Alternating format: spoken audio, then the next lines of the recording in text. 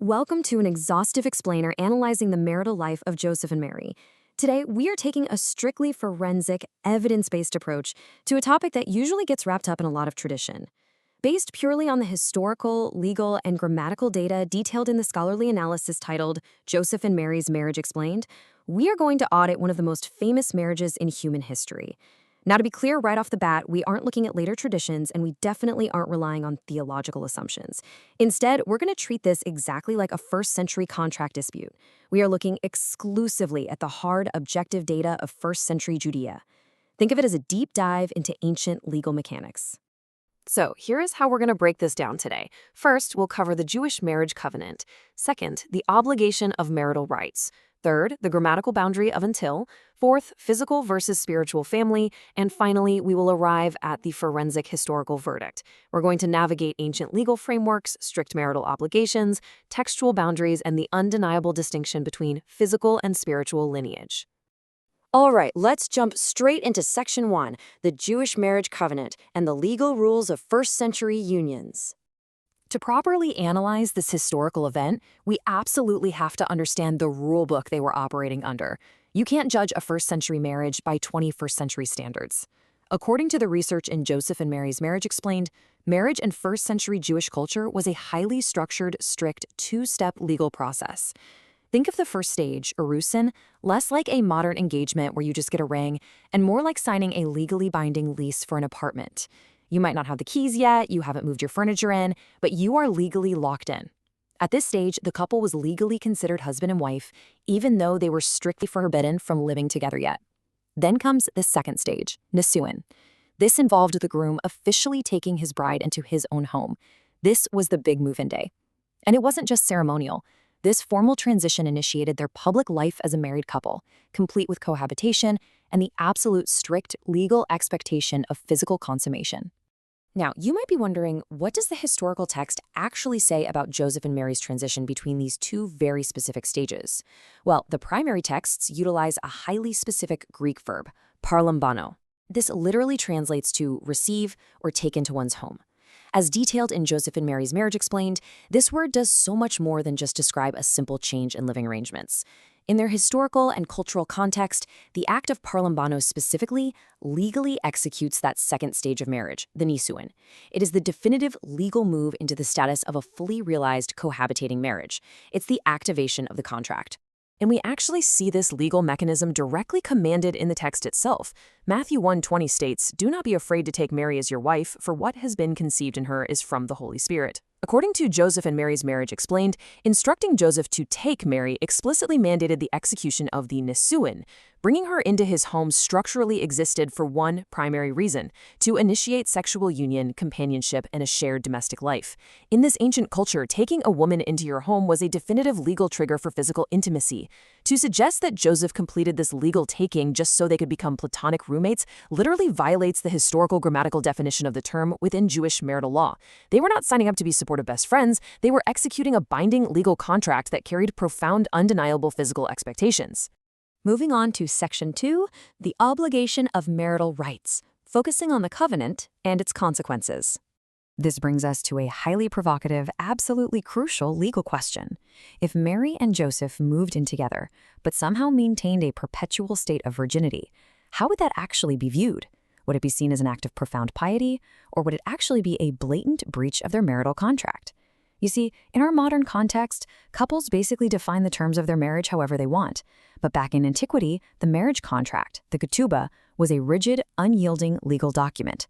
To withhold the fundamental aspects of that covenant wasn't just a matter of setting a personal boundary. It was viewed as a severe legal breach. It was a failure to perform the duties you legally swore to uphold.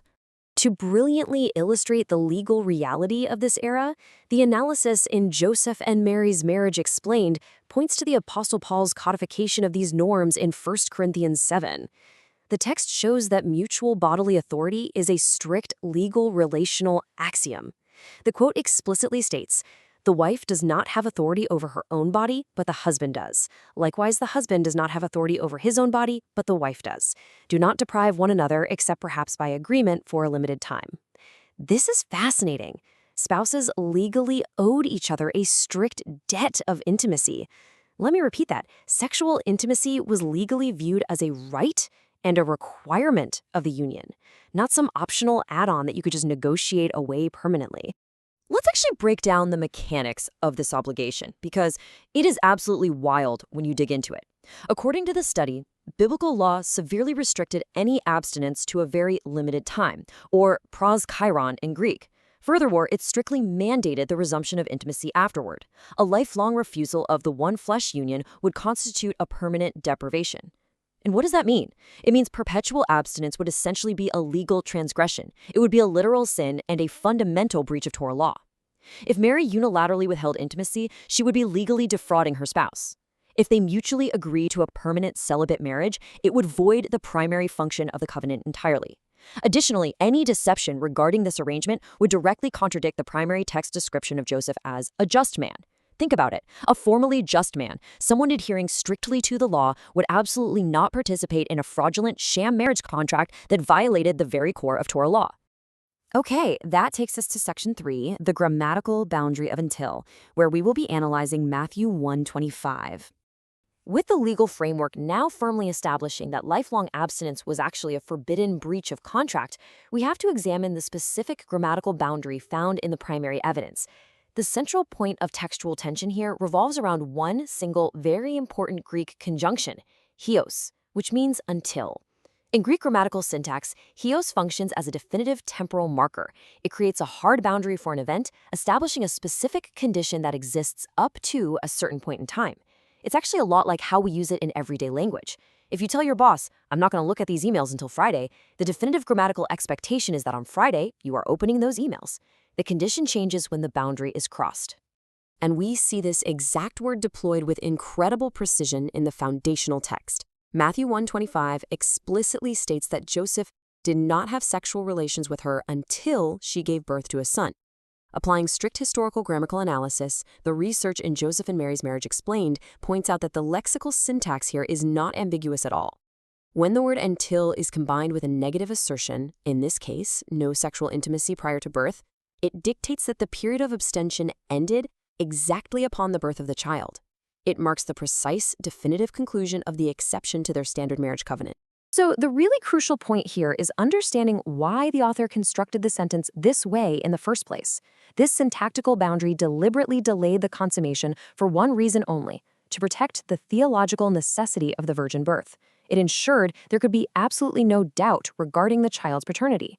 However, because they had already executed the Nisuin, remember, they were legally living together under a binding marriage covenant, this temporary delay carried the absolute legal expectation that normal covenantal relations commenced immediately after crossing that boundary.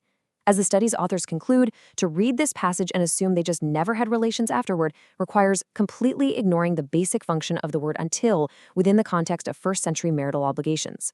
The delay was temporary, the actualization of Joseph's legal marital rights was expected and required to follow. Let's dive into Section 4, Physical versus Spiritual Family, looking closely at the evidence of offspring.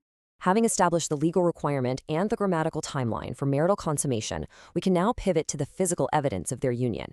If they lived as a normal married couple post-birth, as the law required, we should expect to see biological offspring. And as it turns out, the primary texts provide exactly that. The canonical texts repeatedly use the Greek word adelphoi, which translates to brothers. As detailed in Joseph and Mary's Marriage Explained, this word literally translates in a biological context to from the same womb. Let that sink in. It is the literal, medical, and biological designation for a sibling. Let's look directly at the hard data. Mark 6:3 names Jesus' brothers right out in the open. Is not this the carpenter, the son of Mary, and brother of James, and Hoses, and Judas, and Simon, and are not his sisters here with us? Now, this isn't just some casual passing reference. The text specifically groups the mother, the brothers, and the sisters together in a tight, cohesive unit. In Greek grammar, when you stack familial terms like this in a direct associative list, it is the ancient equivalent of listing your immediate biological nuclear family on a government census form. It strictly and undeniably designates biological progeny. Now, let's address the counter-arguments, because this is where the linguistic analysis gets really fascinating. A very common argument attempting to preserve the idea of Mary's perpetual virginity claims that these brothers were actually just cousins or extended family members from the local village. However, the scholarly research in Joseph and Mary's Marriage Explained systematically dismantles this claim. The Greek language of the time actually had a highly specific, totally separate word for cousin, enepsios. The authors of the canonical texts absolutely knew this word.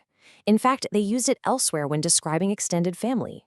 Yet they deliberately avoided enepsios here, exclusively choosing adelphos. This proves that asserting these siblings were merely extended family requires deliberately ignoring the strict biological syntax of the primary text. Simply put, there is zero primary textual evidence to support the cousin hypothesis. Furthermore, we have to look at how the texts categorize the various groups of people surrounding Jesus. Another popular theory suggests brothers was just a loose term for spiritual followers. But look at how John 2:12 beautifully delineates three completely distinct entities traveling together. The text separates Jesus, his mother and brothers, and his disciples. By distinctly categorizing the familial unit totally apart from the spiritual followers, the text utterly destroys the argument that brothers simply meant disciples. Think about it logically. If brothers meant believers, the author would have had absolutely no grammatical or logical reason to list them as a completely separate category from the chosen believers. The text is clear. They were physical family, not just spiritual peers. But the most striking proof separating physical and spiritual family comes from John 7:5, which delivers a definitive, somewhat tragic historical status report, for not even his brothers believed in him. According to Joseph and Mary's Marriage Explained, this single verse exposes a massive, glaring credibility gap in the spiritual brother theory. If brothers merely meant disciples or believers, stating that his own believers did not believe in him is a total logical paradox. It's an absurdity. This verse confirms beyond a shadow of a doubt that the brothers were a distinct, skeptical, biological group of family members. They grew up sharing a dinner table with him, which initially hindered their ability to view him as anything other than their literal relative. And that brings us to Section 5, the forensic historical verdict, structurally impossible. We finally arrive at the ultimate forensic verdict regarding the marital life of Joseph and Mary, synthesizing all the legal, grammatical, and physical evidence we have audited today. Based on the rigorous historical grammatical method used in Joseph and Mary's Marriage Explained, the data yields several undeniable facts. First, there is zero verifiable primary data to support the theory that Joseph and Mary altered the terms of their marriage contract to remain permanently celibate. Second, the one flesh covenant was legally mandated, making permanent abstinence a literal, documentable sin. Third, the word until establishes an unbreakable temporal boundary for that temporary abstinence. And finally, the consistent biological syntax of adelphoi proves the existence of literal siblings. When you combine all of this, these aren't just isolated data points. They form a massive structural wall of historical evidence. When you lay out the hard data like this, the logic becomes completely inescapable. To claim they never consummated their marriage requires engaging in massive, unprecedented, special pleading. According to the analysis of the primary source material, defending a doctrine of perpetual virginity requires contradicting the primary textual evidence of biological offspring. It requires deliberately redefining Greek syntax. And worst of all, it completely nullifies the strict legal mechanics and documented marital rights of the first-century marriage covenant. It essentially requires assuming a massive exemption to the law for which absolutely no historical record exists. Ultimately, our evidence-based audit leads to a singular, undeniable conclusion. To quote directly from the authors of Joseph and Mary's Marriage Explained, "The doctrine of Mary's perpetual virginity is structurally impossible under the historical grammatical method.